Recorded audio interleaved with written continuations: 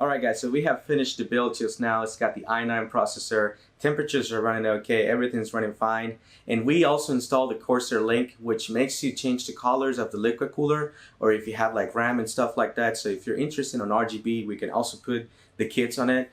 If you have any questions on the build or any other custom builds, please leave your comments down below or give us a call at 281-647-9977. Thank you.